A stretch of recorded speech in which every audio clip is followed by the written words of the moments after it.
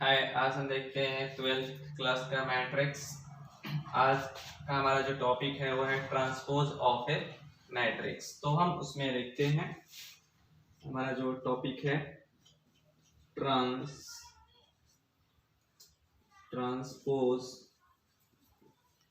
Of A matrix. Transpose of A matrix, ये देखिए क्या होता है ट्रांसपोज ऑफ ए मैट्रिक्स। इसमें होता ये है कि जो रो है वो हमारा कॉलम में चेंज हो जाता है, ठीक है, और कॉलम जो है वो रो में चेंज हो जाता है। तो इसे हम बोलते हैं ट्रांसपोज ऑफ ए मैट्रिक्स। अगर रो है तो वो कॉलम में हो जाएगा चेंज, और कॉलम जो है वो रो में चेंज हो जाएगा। तो इसे हम बोलते हैं ट्रांसपोज ऑफ ए मैट्रिक्स। एक एग्जांपल देखते हैं इस पे। सपोज ये हमारा 1 2 3 कोई एक मैट्रिक्स है। इसमें ये देख रहे हैं कॉलम है। अब ये कॉलम, अगर ये कोई मैट्रिक्स ए है, अगर हम इसका ट्रांसपोज निकालते हैं, सपोज ए डैश हमारा क्या है, ट्रांसपोज है। या तो हम ए डैश ट्रांसपोज को डिनोट करते हैं ए डैश या फिर ए टी से, तो हम ऐसे ट्रांसपोज को लिख सकते हैं। तो हम ए का ट्रांसपोज निकालेंगे ए डैश, तो ये हो जाएगा हमारे पास, ये कॉलम में है तो ये रो में चेंज हो जाएगा 1 2 3। तो इसे हम बोलते हैं ट्रांसपोज ऑफ ए मैट्रिक्स, ठीक है।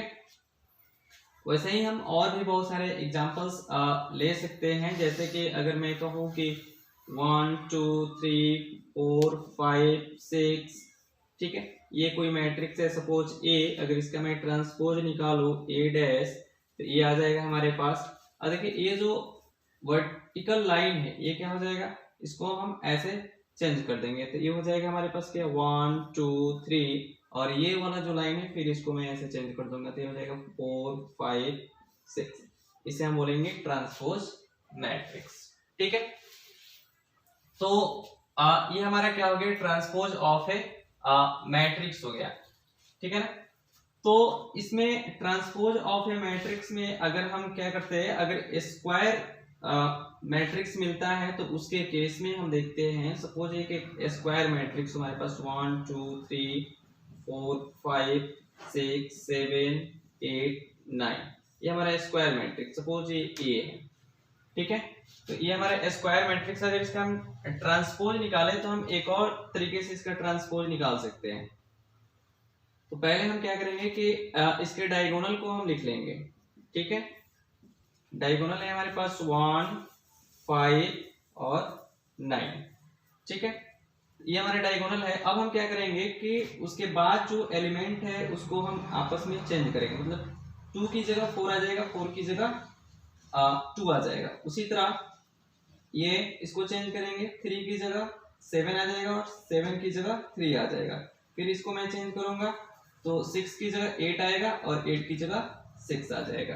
तो वैसे ही, तो अब यहाँ पे देखिए 2 था तो यहाँ पे 2 आ जाएगा और 2 की जगह 4 आ जाएगा, ठीक है। और फिर 3 की जगह 7 आ जाएगा, 3 की जगह 7 और 7 की जगह हमारे पास कितना आ जाएगा 3, और फिर 8 की जगह 6 चला जाएगा 6, और फिर 6 की जगह 8 आ जाएगा हमारा। हम ऐसे भी ट्रांसपोज निकाल सकते हैं, आपको जो मेथड सही लगता है आप उससे करोगे। तो ये स्क्वायर मैट्रिक्स के केस में हम ऐसे भी ट्रांसपोज क्या कर सकते हैं, निकाल सकते हैं, ठीक है। तो ये हमारा रहा ट्रांसपोज ऑफ ए मैट्रिक्स। इस पे हम कुछ प्रॉपर्टीज देखते हैं।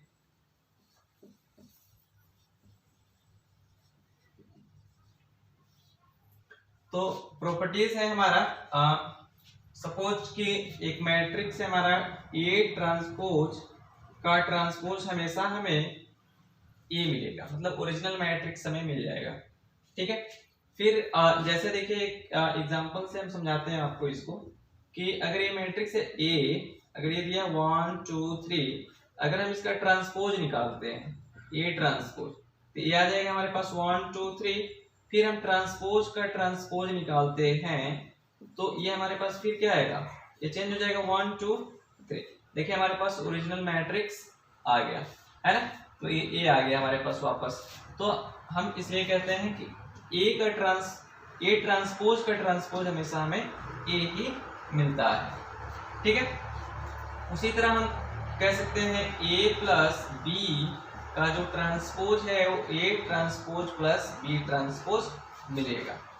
ठीक है, फिर हम कह सकते हैं किसी स्केलर से अगर हम एक मैट्रिक्स में मल्टीप्लाई करते हैं उसका ट्रांसपोज निकालते हैं तो हम ये हमेशा इसके इक्वल होगा।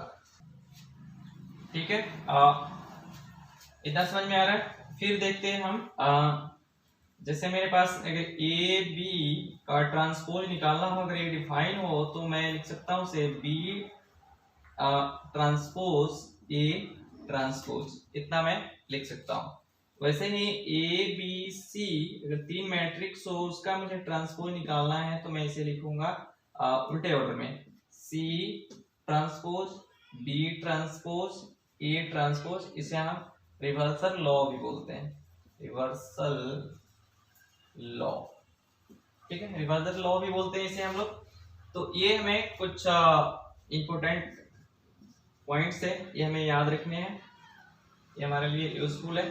तो ये क्या है हमारा कि एक प्रॉपर्टीज है ट्रांसपोज ऑफ ए मैट्रिक्स पे। हमने जाना है कि रो क्या हो जाता है, कॉलम में चेंज, और कॉलम रो में चेंज हो जाता है। हमने इस पे एग्जांपल देखा। ठीक है, हम इस पे एक क्वेश्चन करते हैं। ये हमारा क्वेश्चन है, if a equal to 3 5 2 and b equal to 1 0 4 verify that ab transpose equal to b transpose into a transpose. हमें इसे वेरीफाई करना है। ठीक है, तो हम इसे निकालते हैं, इसका सॉल्यूशन देखते हैं हम। हमारे पास हम ए बी निकालते हैं direct. A B equal to, A दिया है हमारे पास कितना 3 5 2 और बी दिया है 1 0 4। ठीक है, इसका मल्टीप्लाई करना है हमें। मल्टीप्लाई करते हैं 3 से 1 में 3, 3 से 0 में 0, 3 से 4 में 12, 5 से 1 में 5, 5 से 0 में 0, 5 से 4 में 20, 2 से 1 में 2, 2 से 0 में 0, 2 से 4 में 8। ठीक है, अब इसका ट्रांसपोज निकालना है, देख रहे हैं यहाँ पे क्वेश्चन में। तो हम लिखेंगे ए बी ट्रांसपोज। अब मैंने बताया था कि आप डायगोनल का एलिमेंट लिख लीजिए पहले। जो डायगोनल है हमारे पास 3 0 8। अब इसको आपस में चेंज कीजिए, तो यह आ जाएगा यहाँ 0 और यहाँ आ जाएगा 5। ठीक है, फिर इसको आपस में चेंज कीजिए, तो 12 की जगह 2 और 2 की जगह 12। ठीक है, फिर इसको आपस में चेंज कीजिए, तो यहाँ 20 और यहाँ 0। ठीक है, ये हमारा निकल आया। अब हमें निकालना है बी ट्रांसपोज और ए ट्रांसपोज। ठीक है, तो हमारे पास बी है कितना, बी दिया है 1 4 1 0 4। तो बी ट्रांसपोज कितना आ जाएगा 1 0 4। ठीक है, फिर यहां से देखते हैं फिर ए दिया है हमारे पास कितना, ए है 3 5 2। ए ट्रांसपोज कितना आ जाएगा 3 5 2। अब हम क्या करते हैं, बी ए निकालते हैं, B A sorry B dash B transpose A transpose निकालते हैं। तो बी ट्रांसपोज हमारे पास है 1 4 1 0 4 और ए ट्रांसपोज है 3 5 2। अब इससे मल्टीप्लाई करेंगे हम लोग, तो 1 से 3 में 3 5 और कितना 2 आया। 0 से तो ये 0 0 0, इससे 12, फिर 5 से 4 में 20, ये 8। देख रहे हैं दोनों इक्वल आ रहे हैं। ये वैल्यू ए बी ट्रांसपोज और B transpose A transpose equal आ रहा है, तो हम लिख सकते हैं therefore A B transpose equal to B transpose into A transpose, है ना। ये हमारा वेरीफाई हो गया। ठीक है, हम नेक्स्ट टॉपिक देखते हैं।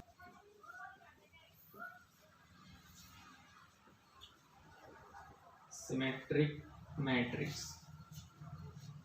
अब देखिए सिमेट्रिक मैट्रिक्स क्या होता है कि ए ट्रांसपोज हमेशा हमें ए मिलता है। ठीक है, इसका सबसे बड़ा पहचान है कि इसके डायगोनल कुछ भी हो, पर इसके डायगोनल को छोड़ के जितने भी एलिमेंट्स होंगे, है वो क्या होंगे, आपस में इक्वल होंगे। हम कह सकते हैं कि ए ith jth एलिमेंट ए jth ith एलिमेंट के इक्वल होता है। ठीक है, तो इसके डायगोनल कुछ भी होंगे। हम एक एग्जांपल लेते हैं, सपोज अगर ये एक मैट्रिक्स है ये, ठीक है ना, तो सपोज ये 1 है, डायगोनल कुछ भी हो, 2 3, तो आइए jth इक्वल होगा, अगर ये -5 है तो ये भी कितना होगा, -5। अगर ये 4 है तो ये कितना होना चाहिए, 4 होना चाहिए। अब यहाँ अगर 6 है तो यहाँ भी कितना होना चाहिए, 6 होना चाहिए। तो एथ जाइए, एथ ए ith और jth ith एलिमेंट आपस में क्या है, इक्वल है। हम देख सकते हैं ये दोनों 4 है तो 4 है, और ये 6 है तो 6 है, -5 है तो -5 है, तो ये आपस में एलिमेंट क्या है, इक्वल है। डायगोनल कुछ भी हो पर ये एलिमेंट हमेशा इक्वल होते हैं। अगर ऐसे मैट्रिक्स मिलता है तो ये क्या होगा, सिमेट्रिक मैट्रिक्स होगा, अदरवाइज ये सिमेट्रिक मैट्रिक्स नहीं कहा जा सकता है। ठीक है, तो ये हमारा सिमेट्रिक मैट्रिक्स है। अब हम देखते हैं askew symmetric matrix.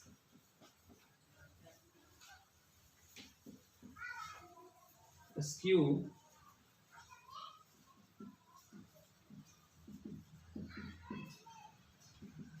Symmetric matric. तो अस्क्यू सिमेट्रिक मैट्रिक में मैट्रिक्स में क्या होता है कि इसमें जो हमारा ए ट्रांसपोज है हमेशा नेगेटिव ऑफ ए मिलेगा। ठीक है, और जो हमारा ए ith jth एलिमेंट है वो negative of jth ith element मिलेगा।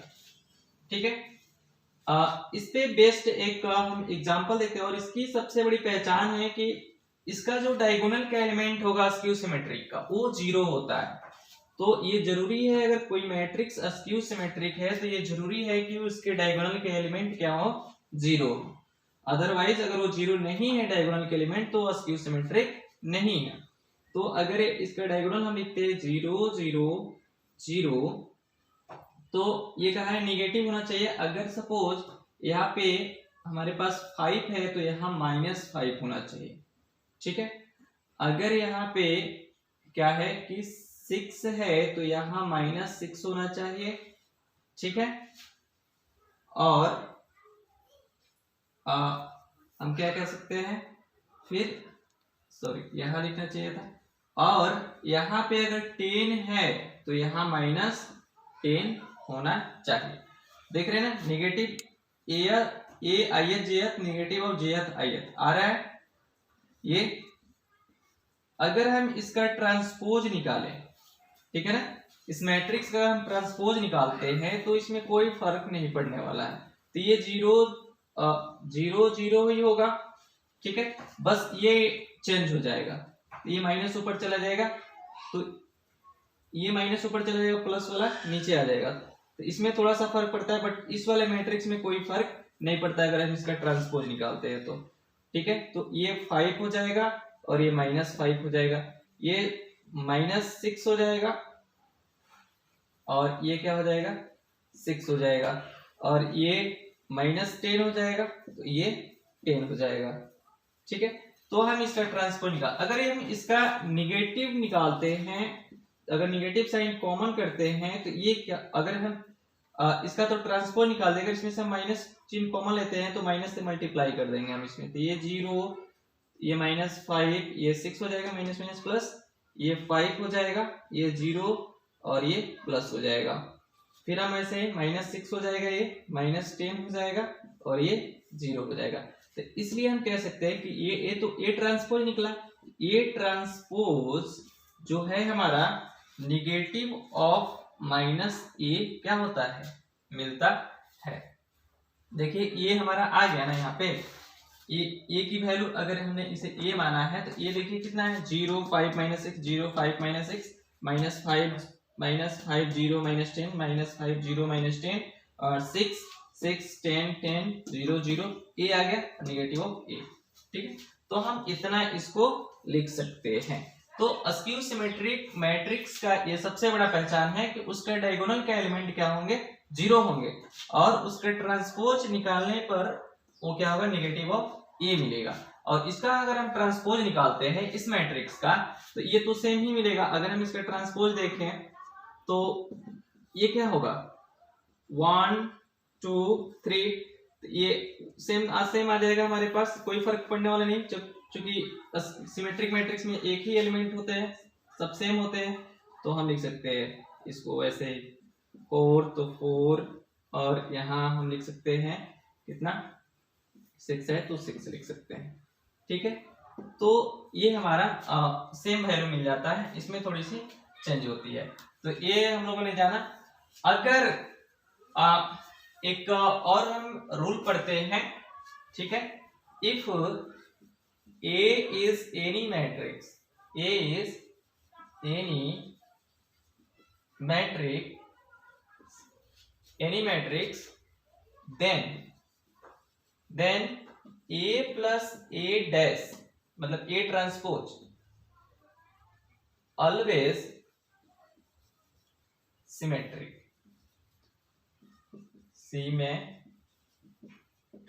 मैट्रिक्स। अगर ए कोई मैट्रिक्स है तो ए प्लस ए ट्रांसपोज हमेशा क्या होगा, एक सिमेट्रिक मैट्रिक्स होगा। तो एंड और लिख सकते हैं if A is any matrix, A is any matrix then A minus A transpose always a skew symmetric matrix, a skew symmetric matrix. ये हमें याद रखना है। अगर ऐसा मुझे मिलता है तो हमेशा क्या होगा, अस्क्यू सिमेट्रिक। सपोज ए कोई मैट्रिक्स है, ठीक है ना, तो ए अगर हमें निकालना है तो अगर हम उस मैट्रिक्स का सॉम कह रहे हैं निकालने के लिए, तो हम क्या करेंगे कि ये मैट्रिक्स हम ले लेंगे। सपोज हमारे पास कोई मैट्रिक्स है P, तो P क्या होगा, A प्लस A ट्रांसपोज। तब इसका हाफ भी क्या होगा, एक सिमेट्रिक मैट्रिक्स होगा, 1/4 भी सिमेट्रिक मैट्रिक्स होगा। अगर एक और कोई मैट्रिक्स हमारे पास Q, तो हाफ भी उसका क्या होगा, ये सिमेट्रिक, हमेशा ये सिमेट्रिक मैट्रिक्स होगा, ये हमें याद रखना है, सिमेट्रिक मैट्रिक्स। और ये हमेशा अस्क्यू सिमेट्रिक होगा, अस्क्यू सिमेट्रिक। ठीक है, तो अगर हमें ए निकालना है तो हम लिखेंगे therefore A equal to P plus Q. ठीक है, मतलब ये क्या है, हमें कोई सिमेट्रिक और अस्क्यू सिमेट्रिक का सम निकालना है। तो ये क्या होगा कि इसका सम निकालेंगे तो 1/2 ए प्लस ए ट्रांसपोज और plus 1/2 A minus A transpose. अच्छा, 1/2 A plus 1/2 A transpose plus 1/2 A minus 1/2 A. अच्छा, ये कैंसिल हो जाएगा, ये हमारे पास बचेगा हाफ। ठीक है, तो ये हाफ ए, तो ये हमारे पास कितना मिल गया, ए मिल गया वापस। ठीक है ना, तो हमेशा हमें याद रखना है कि अगर हम दो मैट्रिक्स का सम निकालते हैं तो हमेशा हमें ओरिजिनल मैट्रिक्स ही क्या होगा, मिल जाएगा। इस पे बेस्ड हम एक क्वेश्चन करते हैं। ठीक है, क्वेश्चन है हमारे पास 3 5 1 -1 कह रहा है कि express the matrix as the sum of a symmetric matrix and a skew symmetric matrix. ठीक है, ये हमें इसका सम निकालना है। अभी हम लोगों ने जो कॉन्सेप्ट पढ़ा था कि P प्लस Q जो है वो हमेशा हमें A मिलता है, तो इसी पे हमें इसी कॉन्सेप्ट पे हमें इसे सॉल्व करना है। तो देखते हैं सॉल्यूशन इसका। लिखेंगे लेट A इक्वल टू, जो हमारे पास मैट्रिक्स दिया है इसका ट्रांसपोज निकाल देंगे। A ट्रांसपोज हमारे पास आ जाएगा 3 5 1 -1। ठीक है, अब हम निकालेंगे सम इसका, है ना। तो लिखेंगे now A plus A transpose, A plus A transpose हम निकालेंगे। तो A हमारे पास है 3 5 1 -1 और प्लस 3 5 1 -1, इसको ऐड करते हैं। ये 3 + 3 6 आ जाएगा, 6 ये आ जाएगा हमारे पास 6, ये आएगा फिर 6, ये -1 और -1, ये हो जाएगा -2।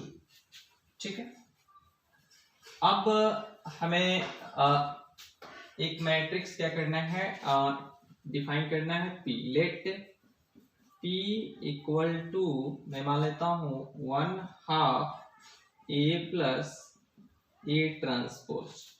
ठीक है, इतना करने के बाद मेरा जो स्टेप है वो लिखूंगा मैं 1/2 A प्लस A ट्रांसपोज आया है मेरे पास 6 6 6 -2, ये कितना आएगा, हाफ करेंगे तो 3 3 3 -1 कितना आ जाएगा, -1 आएगा। ठीक है, तो अब इसका मैं P ट्रांसपोज निकालता हूं। तो इसका ट्रांसपोज जब मैं करूंगा तो ये वाला लाइन इधर आ जाएगा, तो 3 3 और ये ऊपर चला जाएगा 3 -1 हो जाएगा। ठीक है, ऐसे में तो वापस हमें क्या मिला, P ही मिला, तो हम लिख सकते हैं P। तो हम लिखेंगे थस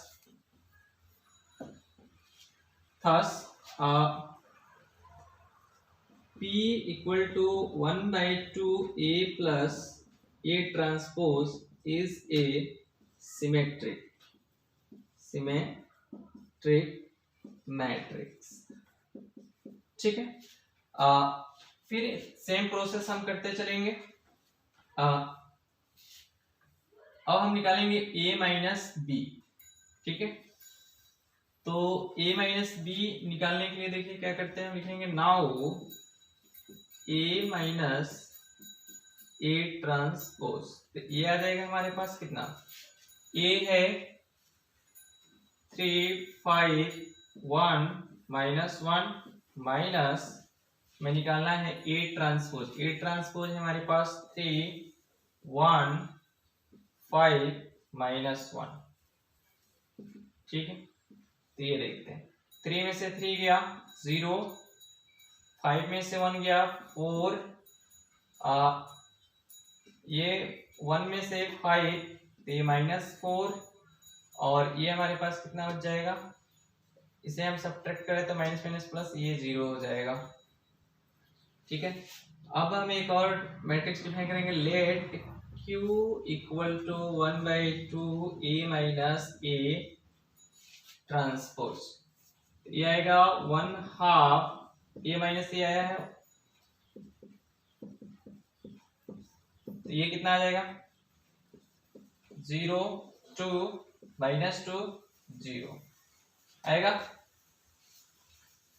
तो फिर हम इसे लिख सकते हैं क्या, इसका ट्रांसपोज हम निकालेंगे। तो ट्रांसपोज निकालते हैं तो देखिए कितना आता है Q का। तो Q जो है हमारे पास, ये Q आया है, Q का ट्रांसपोज हम निकालते हैं फिर से। तो Q ट्रांसपोज निकलेगा तो ये क्या हो जाएगा, ये वाला 0 और 2 आ जाएगा, ठीक है। और ये हमारे पास कितना आ जाएगा, -2 0, कितना आएगा, -2 और 0 आ जाएगा, ठीक है। इसमें से मैं निगेटिव को कॉमन करता हूं तो ये आएगा मेरे पास 0 -2 2 और कितना 0, ठीक है। वापस मुझे ये q मिल गया तो मैं लिख सकता हूँ इसे q, ठीक है ना।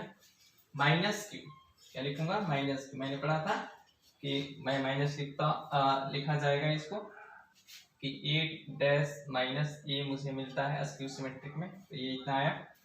अब निकालूंगा therefore p plus q। p plus q क्या है, p की वैल्यू है हमारे पास कितना, p आया है